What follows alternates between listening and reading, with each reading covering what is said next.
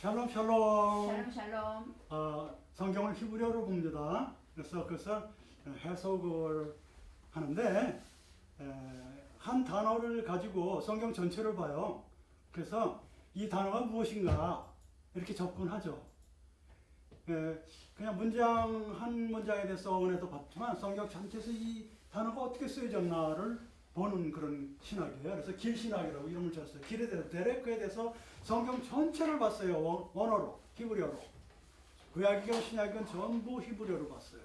그래가지고 이제 세 번째가 되는데 악한 게 선한 길도 있고 무슨 걸어야 될 게 뭐 많습니다. 엄청 많아요. 이게 뭐 다른 그 저기서는 도 닦는 거거든. 길도 짜니까 얼마나 많겠습니까? 우리가 이번에 악한 길 세 번째 악한 길에서 다섯 번째 폐역한 길인데 원래 폐역이라는 것은 다른 데 또 나와요. 샤하트라고 나와요. 샤하트. 너희들은 폐역해서 간파고 폐역해가지고 그래가지고 노아의 홍수가 나거든요. 그 폐역. 근데 여기서 폐역한 길인데 이 폐역이 원래는 강팍한 길이에요. 여기서는 강팍. 성경은 폐역한 길로 여기 사사기 2장 19절에 나오지만 원래는 강팍. 근데 강팍이라는 것은 잘 안 쓰는데 성경에 나와요. 그게 한문이에요. 또 강팍하다는 게. 폐역한 길에서 특별히 강팍하는 쾌시라고 콰시아 동사거든요. 콰시아 동사예요. 근데 쾌시라고 해가지고 폐역한 길이 있어요. 이 폐역한 길이 도대체 뭐냐? 예? 폐역한 길. 한마디로 뭐냐면 완고한 길. 완고하다. 완고하다. 강팍을 완고라는 뜻이거든요. 이게 완고하다네. 이게 폐역 이것이 여기 쾌시 이게 완고예요. 완고. 목이 곧다는 게 완고하다. 완고한 길. 이게 뭐 한마디로 이게 완고한 길을 보면요. 틀에 박힌 거 있잖아요. 네? 틀에 박힌 거. 그래서 모름지기 남자는 이런 거. 그게 이제 스페인어인데 마초라는 단어가 있어요. 마초. 그게 스페인어래요. 근데 마초는 뭐냐면 그게 저거야. 그 야성 있잖아요. 야성. 네? 그러니까 옛날에 활 쏘고 그냥 막 짐승 잡고 그런 야성성이 죽지 않은 남자들. 그걸 마초라고 그래요. 네? 그 완고하는 거 이렇게 틀에 박혀가지고 재떨이 가져와라 이렇게 그거 안 돼. 그게 어떤 그 자기만의 성을 지어놓고 그것이 진리인 양 그런 것은 이제 깨트려야 돼요. 그게 예수 믿으면 다 깨트려지죠 사실은. 하지만 한꺼번에 깨트려지겠습니까? 그 단단한 성이 점점 깨트려지겠죠. 오늘은 그 길 중에서 그렇게 단단한 완고한 고집불통인 그런 길이 내 속에도 있고 어디든지 있고 상대방에도 있고 그래서 싸움이 일어나고 그러는 거예요. 그 중에서 완고한 길이 폐역한 길이 또 이 그 강팍한 길이 어디 있냐면 주로 바로 있잖아요. 애굽의 왕 바로가 강팍하다고 나오거든요. 강팍하다고 완고하다고. 또 활이라는 단어가 있는데 활이라는 것은 뭐냐면 이 캐셰트라 가지고 이 타부가 들어가요. 이 타부가 들어가면 명사로 되는 경우가 꽤 있어요. 특별히 타부를 붙여가지고 명사에다 타부를 붙여가지고 새로운 명사를 만드는 그런 경우가 히브리어에 꽤 많아요. 목적을 가진다 그렇게도 표현되지만 그건 아니에요. 그런 식이 아니에요. 그래서 이제 타부를 붙여서 명사로 만드는 것들이 퀘셰트. 이게 활이고 또 똑같이 있어요. 퀘셰트가 이것이 또 활과 똑같은 것이 있는데 그거 뭐냐면 무지개. 무지개도 퀘셰트예요. 어떤 때는 무지개로 나오고 어떤 때는 활로 나와요. 활이 이렇게 생겼죠. 이렇게. 무지개도 이렇게 생겼어요. 산이 어떻게 생겼어요? 산이 이렇게 생겼어요. 임신하면 이렇게 되잖아요. 그러니까 하루야. 이렇게 배가 뿔룩 나오고 이렇게 돼 하루. 옛날에는 단어가 부족해서 이렇게 배가 이렇게 나오고 산이 이렇게 된 건 임신하다 산 이렇게 나오고 또 활도 이렇게 휘어져 있어요. 이렇게 휘어져 있고 무지개도 이렇게 휘어져 있어요. 그런 거를 퀘셰트라고 해요. 그 다음에 이제 강팍했을 때는 전쟁이라는 거 모든 생물이 강팍해가지고 그런데 그 사이에서 새로운 언약이 또 일어나요. 거기에 대해서 이게 이제 창세기 9장 15절로 16절 언약 이것도 또 활에 대한 전쟁도 스가랴서 이렇게 두 가지가 되는 것이에요. 같이 한번 봅시다. 폐역한 길이 있는데 그 이제부터 여러분들이 자기가 만든 틀 어떤 카테고리로 호모는 시간을 한번 가져보십시다. 카테고리 허물고 뭐 얼마나 좋겠어요. 하나님이랑 같이 교통하게 되겠죠.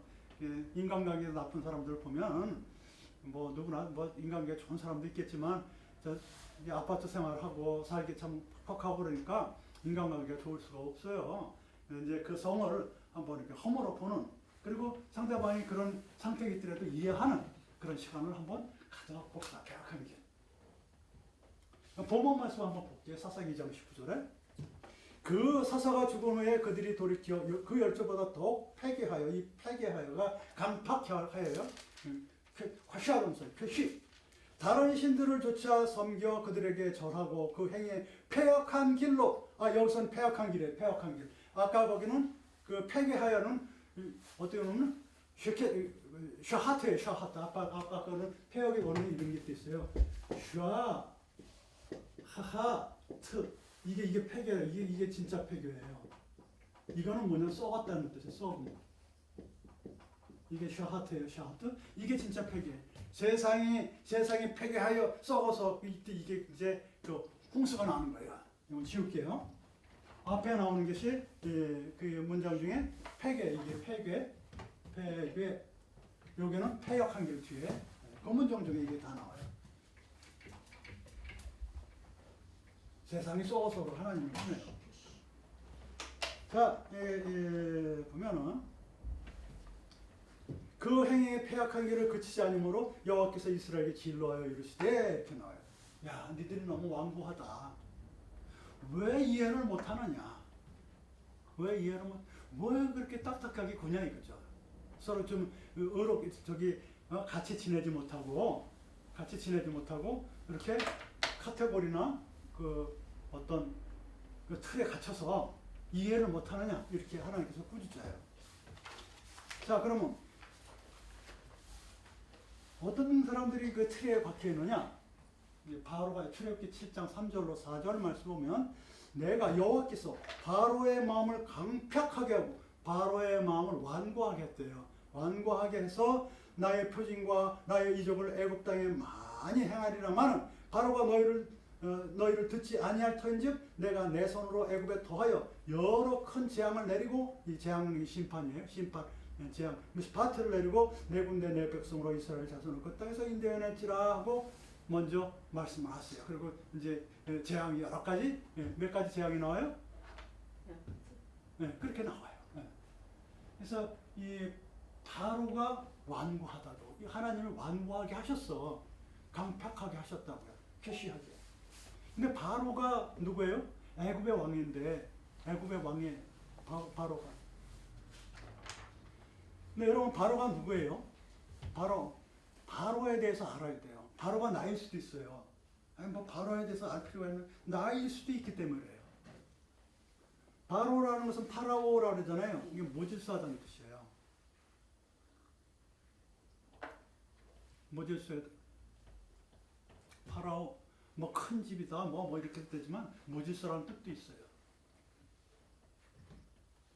애굽 말로는 큰 집으로 되겠지만 히브리 말로는 모질수하다. 바로라는 것은 여호와를 알지 못하는 사람이라고 출애굽기 5장 2절 말씀에 있습니다. 제가 봉독 볼게요. 바로가 가로되 여호와가 누구인데 내가 그 말을 듣고 이스라엘을 보내겠느냐? 여호와가 누구야 도대체? 이래. 우리 나가서 좀 밖에서 광야에서 좀 예배를 드릴게. 여호와가 누군데 내가 할 바 아니야. 나는 여호와를 알지 못하는 이스라엘도 보내지 않냐고 이렇게 얘기해요. 나는 여호와를 알지 못하는 이래. 그냥 딱 바로 나 여호와 몰라. 그래서 못 보내. 그러니까 바로 그러면 여호와를 알지 못하는 자. 그런 사람 많죠. 바로와 같은 사람이 얼마나 완고한지 몰라요. 얼마나 완고한지 정말 피 한 방울도 안 나오고 말도 안 통해요. 말도 안 통해. 그래도 그 들어가는 그 길은 다 있습니다. 녹이는 길은 다 있어요. 사랑으로 오래 참고 오래 기다리면 들어갑니다. 자, 바로가 어떤 뜻이라고요? 여호와를 알지 못하는 자들이 바로예요. 이 시대의 바로는 여호와를 알지 못하는 자. 실존에 하나님이 살아계셔서 창조주가 우리 영으로 우리와 함께 한다는 것을 거부하는 사람들이 이 시대의 바로들이 있습니다. 전 지구의 반이. 전 지구의 반은 예수님을 믿잖아요. 아니 하나님을 믿잖아요. 그 사람들은 창조주를 믿는데 창조주를 안 믿는 사람들은 바로의 상태로 기독교를 싫어해요. 그들을 미워하면 안 돼요. 몰라서 그러니까. 전쟁해도 안 되고 죽여도 안 되고 그럼 못 쓰는 거예요. 끝까지 70번이나 7번까지 그냥 490번 많이 근데 더 참으라는 얘기인데 그래서 그 사람들을 구원해 내야 돼요. 그 사람들 부모님일 수도 있잖아요. 그렇잖아요. 그리고 그 사람은 누구냐면 애굽 왕이에요. 애굽이 뭐죠? 미스라임. 애굽에 독특한 특징이 있어요. 애굽은 옛날에 애굽 이집트가 무슨 잘못이에요 지금 무슨 이슬람교에 무슨 미용하나요? 예전에는 그랬어요. 예전에는 바로도 있었고 그래가지고 사람도 있고 그래. 지금의 애굽을 미워하면 안 돼요. 구원의 대상이지. 근데 성경적인 그 애굽은 옛날 애굽이나 지금의 애굽이나 뭐 지금 애굽을 미워하면 안 되는 것이에요. 절대로 미워하면 안 돼요. 미워하면 안 되고 구원의 대상이라고 보고. 근데 이 성경적인 애굽은 어떤 특징이 있냐면 성경에 나오는 애굽은 미워하지 말아야 돼요. 성경적인 애굽은 이렇게 나와요. 정신이 쇠약하다고 이사야 19장 3절에 나와요. 애굽의 정신은 그 속에서 쇠약할 것이요 이렇게 나와요.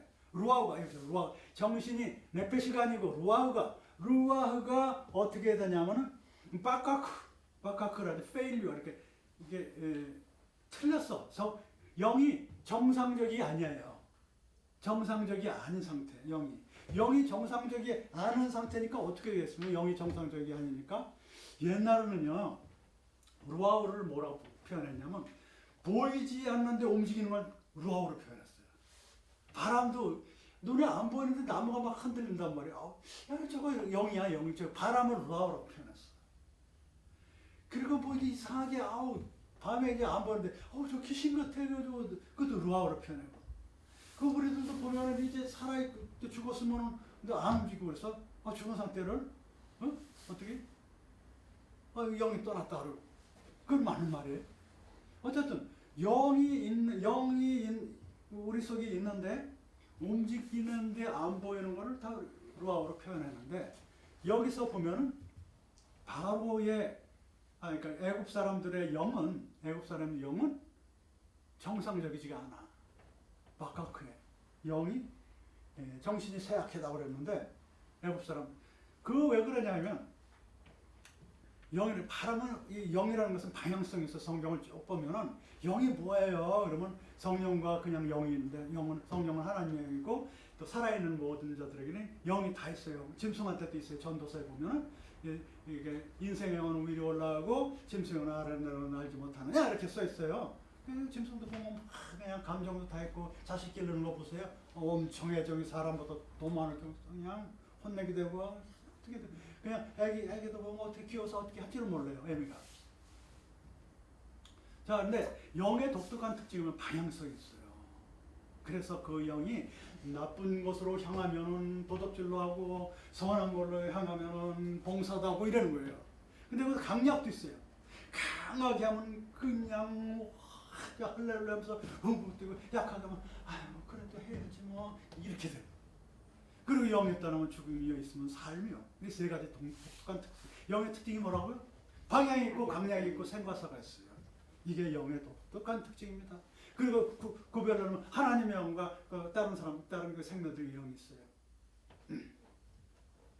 그 영이 방향성과 강약과 생사를 추구하는 영이 정상적이지가 못해. 그 방향을 못 잡아. 방향을 못 잡는 영이 있다 그러면 애굽의 영이야. 시금으로 본다면 방향을 못 잡는다.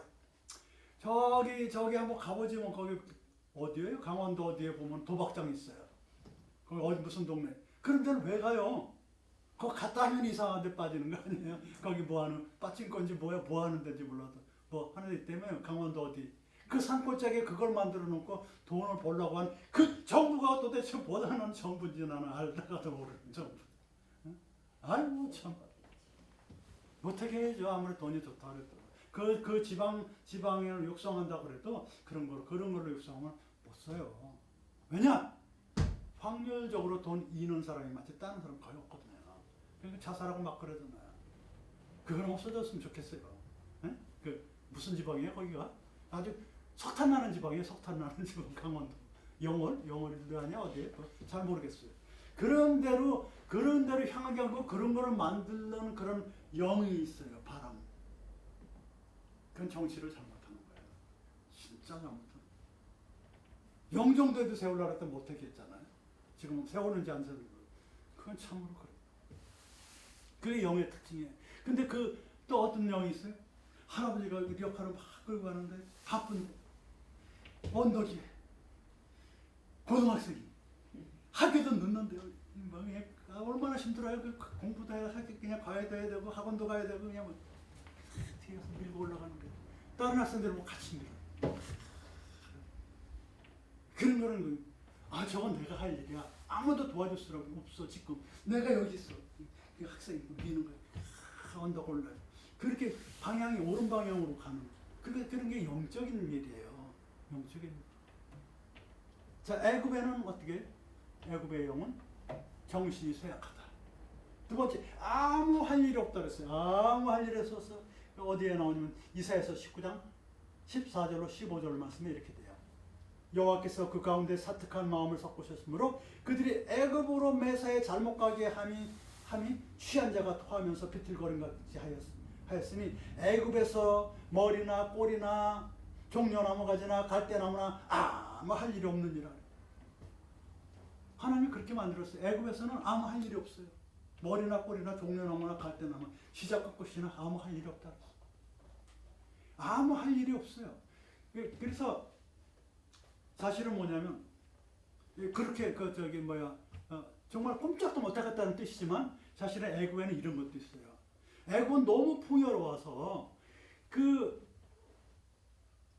아프리카 중앙 부분은 큰 높은 산이 있어요. 중앙에 무슨 킬로만자로 산인가 무슨 산이 있어요. 거기서부터 쭉 내려가 저기까지 나일강까지 흘러내려가면서 그냥 온갖 미네랄가들 다 해가지고 홍수를 내버려요. 나일강까지 샥 쓸어버려요. 매년 쓸어버리면 매년 좋은 옥토가 돼. 그 홍수가 나고 나면 아무거나 심어도 막 나. 근데 애굽은 독특한 특징이 있는데 그 나일강 주변만 그렇게 먹고 살아요. 나머지는 그냥 사막이야. 다 사막에 뭐 사람 살 수도 없고 거기만 그래. 거기서만 그냥 먹고 자고 그냥 비도 안 와도 돼. 다른 데 비가 한 방울도 안 와요. 애굽에 가봤어요. 비가 한 방울도 안 오는데 피라면서 비가 온다고 난리 치고 뭐 바꾸시네 또? 그러면 비 온다고 난리 치고 왜요? 안 오는데래요. 안 오는데. 민양가도 그 피라미드 비 안 오는데 그래요? 참 신기하다. 근데 그 나일강만큼 비 안 와도 그 물이 그래 범람을 해서 좋은 혹이 내려오니까 하나님 있으나 마나요. 걔네들은 먹고 살만하니까 그런 거예요. 아무 할 일이 없어. 그냥 놀고 먹어도 그냥 저절로 먹을 게 나는 거예요. 우리도 그래요. 아니야 돈을 떼돈을 벌어가지고 그냥 몇십억 몇백억 있으면 아무 할 일 없어. 하나님 필요 없어. 이런 상태. 근데 가나안은 뭐예요? 그냥 흙도 있고 바위도 있고 다 있어요. 강도도. 그런데 다 있는데 비가 안 오면 동사가 방해해요. 늦은 이른 비가 오면 그래도 그나마 먹고 살만한데. 그래서 하나님 비 안 내려도 못 먹고 살아요. 나일강은 그냥 비 안 와도 먹고 살지만 우리는 비가 안 오면 못 먹고 살아요. 이런데 가나안이에요. 하나님 오로지 매달리는데 가나안 땅이 우리 기독교인들이에요. 우리 기독교인들. 하나님 없으면 못 살아요. 진정한 인간들은 그렇게 살아야 돼. 왜냐 피조물이니까 하나님 영광 돌리고 살아야 되니까. 옛날엔 제사 지냈지만 지금 예배를 드리면서 살아요. 네? 자, 그래서 아무 할 일이 없는 데가 애굽이에요. 정신이 쇠약하고 아무 할 일이 없고 하나님 여호와께서 희생 드리는 것을 싫어해. 제사 지내는 걸 싫어해. 그거는 출애굽기 8장 25절로 26절에 나와요. 자, 이 애굽이 바로는 애굽왕이에요. 바로는 뭐냐면 여호와를 알지 못하는 애굽왕인데 애굽은 아무 할 일 없고 정신이 잘못되어 있고 예배를 드리기 싫어해. 그게 우리가 아닐까요 혹시? 안 그럴까요? 그럴 수도 있어요. 그 바로는 그러니까 바로가 어떻게 되냐면 완고해. 하나님을 알지 못하고 정신 상태가 영의 상태가 쇠약하고 아무 할 일 없이 넉넉하고 말이에요. 응? 그러니까는 혹시 완고한 사람이 있다면 물질 때문에 하나님을 거부하고 또 난 여호와 관계 없어. 그럼 곧바로 이제 소천할 텐데 그렇게 그런 사람들 참 많아요. 그리고 자기가 자기한테 영광을 돌려. 자기한테 영광을 돌리는 게 출애굽기 7장 14절에 나오는데 이렇게 여호와께서 모세에게 이르시되 바로의 마음이 완강하여 백성 보내기를 거절하는도다 이렇게 돼. 바로의 마음이 완강하다 이거 완강하다. 바로의 마음이 완강하다 해서 이 완강이 아니고 여기를 카보드로 나와. 캐보드가 뭐예요?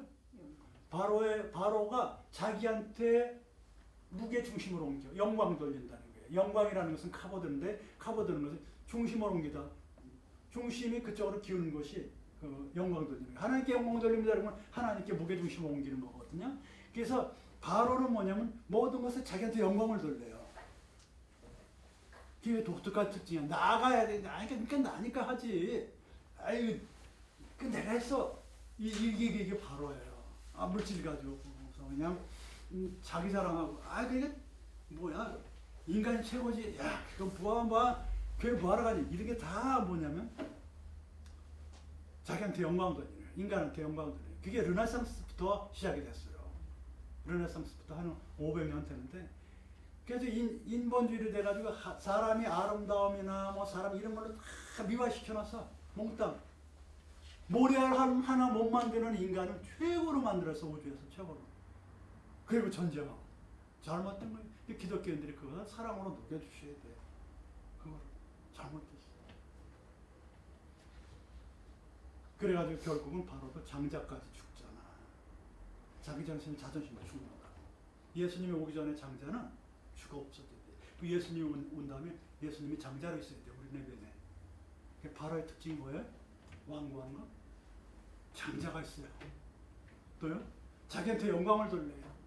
여호와를 모른다 그래요. 아무 할 일 없이 넉넉해. 정신이 이상해. 정신이 완고하단 말이에요. 희생들 예배 드리는 걸 싫어해요. 이게 바보예요. 이게 완고한 거예요. 이게 폐역한 강탁한 거예요. 이것이 완고한 겁니다. 이런 길이 있어요. 우리 인생길. 두 번째는 뭐냐면 활이야. 활, 스가랴서 9장 9절에 10절 큐셰트. 얘는 전쟁 때 쓰는 거예요. 스가랴 9장 9절로 10절에 보면 시온에 따라 크게 기뻐할지어다. 예루살렘 따라 즐거이 부를지어다. 보라, 내 왕이 내게 임하였나니 그는 공의로며 구원을 베풀며 겸손해서 나귀를 타나니 나귀의 작은 것 곧 나귀 새끼라. 내가 에브라임의 병거와 예루살렘의 말을 끊겠고 전쟁하는 활로 끊으리니 그가 이방 사람에게 화평을 전할 것이요 그의 정권은 바다에서 바다까지 이르고 유브라데 강에서 땅끝까지 이르리라. 그렇게 예언했어요. 전쟁하는 활이라고 이렇게. 활은 퀘셰터. 이거 뭐야? 아까 완고한 거예요. 활도 완고. 활이 왜 완고할까요? 텐션 있어요. 탱탱하게 이렇게 잡아떼야지 활이 나가잖아요. 네, 그렇게 완고로 표현한 거예요. 퀘셰트. 전쟁하는 활. 전쟁도 결국 보면 전쟁할 때 활로 그냥 쏘는 거예요. 전쟁할 때. 전쟁은 뭐냐면은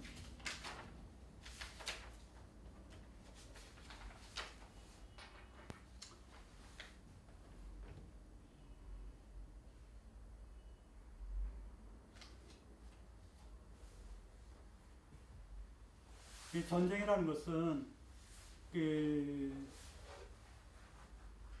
결국은 뭐냐면 평화가 깨진 거잖아요. 그렇죠? 우상 때문에 그런 거잖아요. 근데 전쟁은 여호와께 속한 거라고 돼 있어요. 어쨌든 우상이 깨진 상태에서도 하나님과 같이 한 사람과 우상이 깨진 사람과의 전쟁은 여호와께서 속한 거기 때문에 걱정할 것이 없다. 사무엘서상 17장 47절 이사야서 46장 9절 신명기 4장 34절에 이렇게 나와요. 근데 전쟁에서 승리하면은 천국 복음이 전파가 돼. 예수 믿는 사람이랑 안 믿는 사람이랑. 근데 지면은 종이 돼요. 천국 복음이 전파되면 마태복음 24장 5절로 6절을 되는 거고, 종이 된다는 것은 사무엘상 7장 19절이 돼. 자, 그래서 전쟁이라는 것은 우상과의 싸움인데 지면 종이 되는 거고 이기면 복음이 전파되는 것이에요. 그래서 상대방과 전쟁을 한다 그러면 복음이 전파될 수 있도록 여호와가 함께하는 전쟁을 해야 되는 것이에요. 미루하마. 다 레햄에서 시작되는 레햄은 떡이에요. 그래서 먹는 것 때문에 싸운 걸 주로. 그게 전쟁이에요. 거기에 사용되는 게 활이라고 남을 쏜단 말이에요. 1대1로. 팍 쏴요. 활이는 1대1 가는 활로 그냥 텐션이 아주 강하게 팍팍 쏴서 그 나쁜 말이라든지 뭐 이런 걸로. 그런 것이 완고한 거예요. 활로 전쟁하는 거. 내 속에서 활로 상대방을 쏘는 그런 전쟁. 근데 지면은 종이요, 이기면은 복음 전가인데 활로 그런 걸 표현을 했지만은 어쨌든 우리는 뭐냐 평화를 증거하는 사람들이기 때문에 활보다는 무지개로 모든 생물의 언약을 한 모든 생물의 언약 모든 생물이 어떤 거냐면은 혈기에는 모든 생물이에요. 자, 창세기 9장 15절로 16절을 제가 봉독해 볼게요. 내가 나와 너희와 및 혈기 있는 모든 생물 사이에 내 언약을 기억하리니 다시는 물이 모든 혈기 있는 자를 멸하는 형수가 되지 아니할지니라. 무지개가 그 구름 사이에 있으리니 내가 보고 나 하나님과 땅에 무릇 혈기 있는 모든 생물 사이에 된 영원한 언약을 기억하리라. 이 말씀 뭐냐면 노아의 방주에서 살아남은 것들이 뭐냐면 네페시하야예요.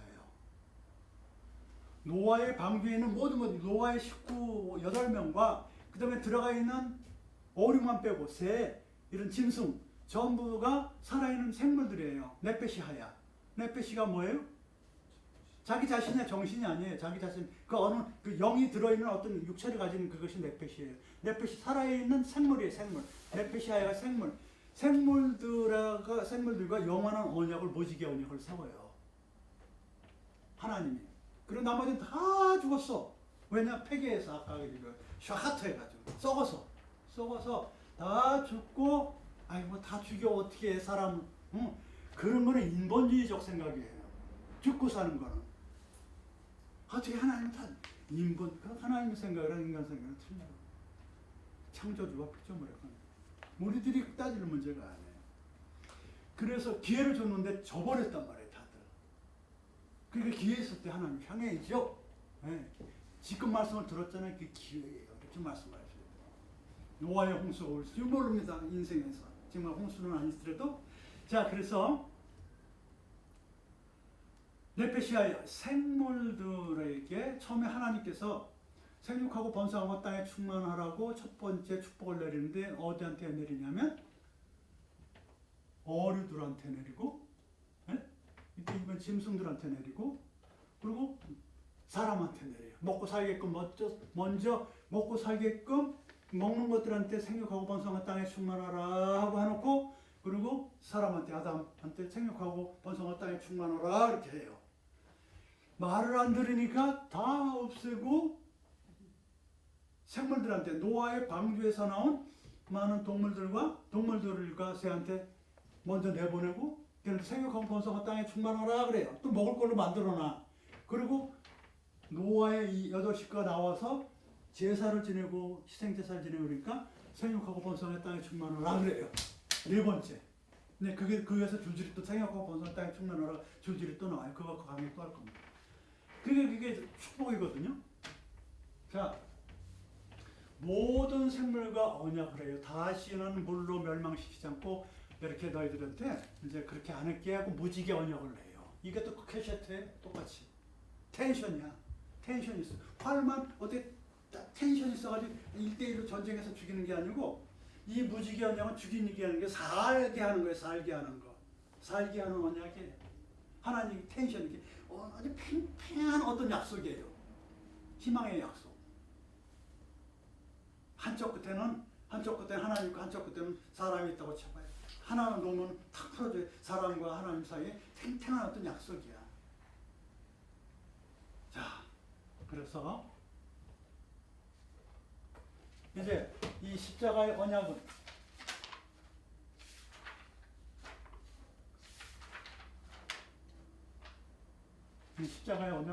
모든 생물과의 언약인데 이 네페시하야 그러니까 근데 좋아요. 그러면 네페시하야가 꼭 샘물인가요? 그렇게 샘물 그 네페시하야 이해를 못하겠어요. 네페시하야 한번 써볼까요? 이거 이해하는 사람 별로 없어요.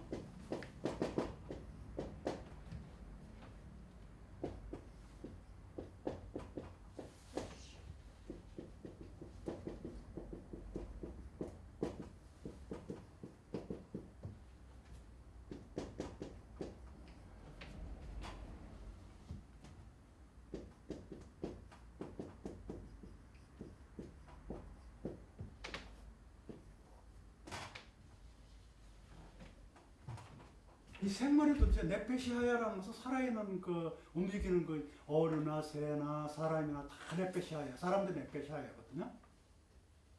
이 네페시하야한테 생육하고 번성하고 땅에 충만하라고 어류와 동물들과 노아 8가족한테 축복을 하려고 생육하고 땅에 충만하라고 지금 우리 그런 상태거든요. 근데 이 네페시하야의 독특한 특징은 뭐냐면 방주에서 나왔다는 특징이 있어요. 방주에서. 방주는 테바라고 그러는데 그냥 박스예요. 방주가 도대체 뭘까요? 그거 다 죽고 그 박스, 네모 반전 박스에서 나온 거예요. 뭐 내면에 자기 자신 들어가라는 것도 다 좋습니다. 어떻게 표현하는 게 시적인 표현이고 은유 비유로 표현해도 다 좋아요. 틀렸다고 보진 않아요. 근데 이게 이 방주에 들어갔다가 나왔다는 것은 뭐냐 하면 물에서 떴다는 거예요. 물에서 떴다는 거예요. 다 죽지 않고 물은 뭐 진리니 인식이니 다 좋습니다. 다 좋아요. 홍수가 나고 다 좋아요.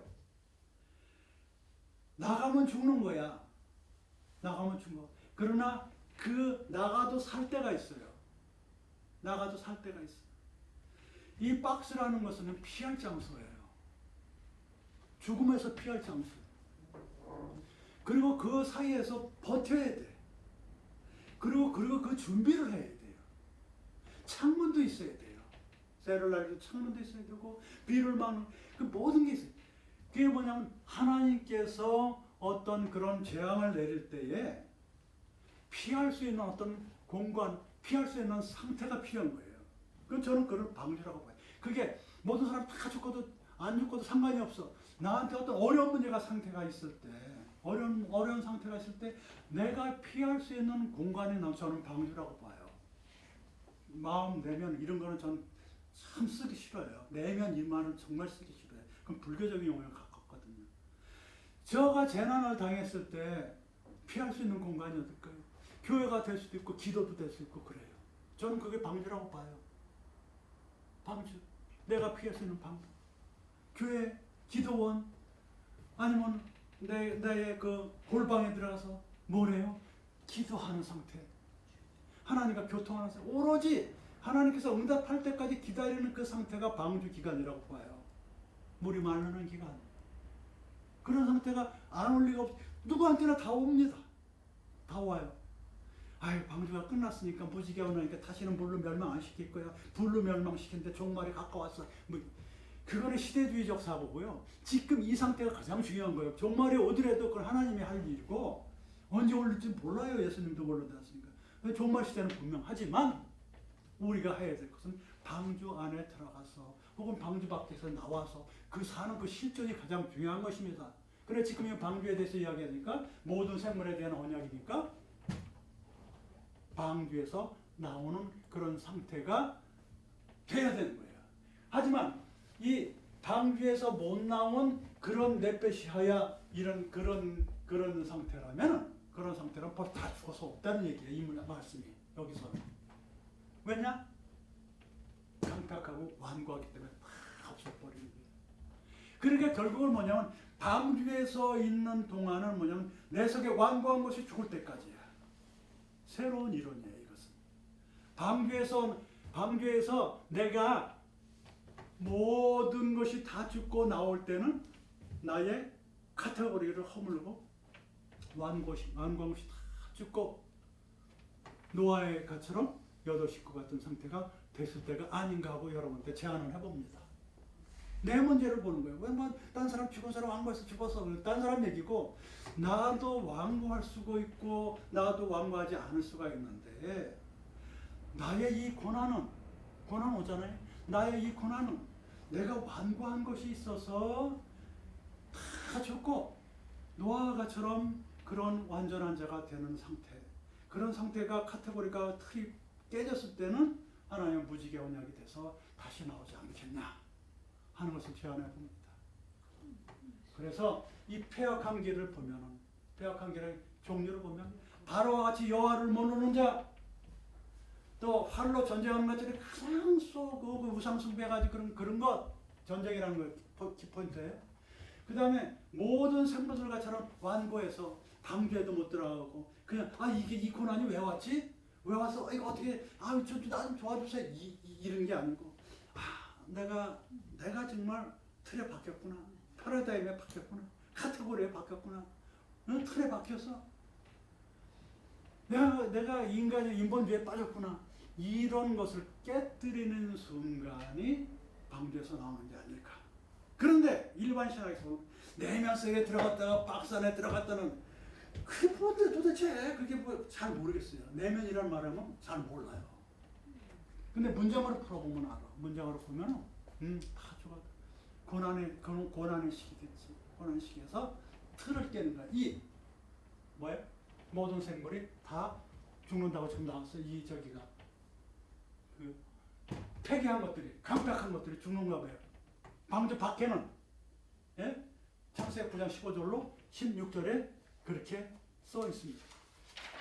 창세기 9장 16절에서 15절에 16절. 내가 너와 및 혈기는 모든 생물에 내 언약을 기억하리니 다시는 물이 모든 혈기는 자를 멸하는 홍수가 되지 않을지로다.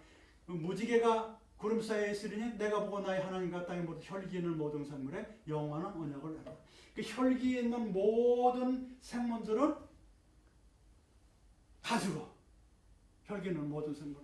그래서 박스 안에 있는 나는 혈기를 죽이고 나오는 거예요. 알겠죠? 박스 바깥에 있는 것들은 혈기 있어서 다 죽고 그 다음에 폐기해서 강박해서 다 죽어. 그러나 무지개 언약은 뭐냐면 같은 텐션이 캐셔트가 있지만 이제는 보호받으면서 혈기 없는 상태에서 그렇게 된 것이라고 볼 수가 있습니다. 한마디로 치면 패역한 길은 바로와 같이 여호와 하나님 모르고 늘 외부와 싸우는 그런 패역한 강팍한 길입니다. 네, 여기서 마치겠습니다. 자, 다음 시간에는 어떤 걸 하냐면 패역한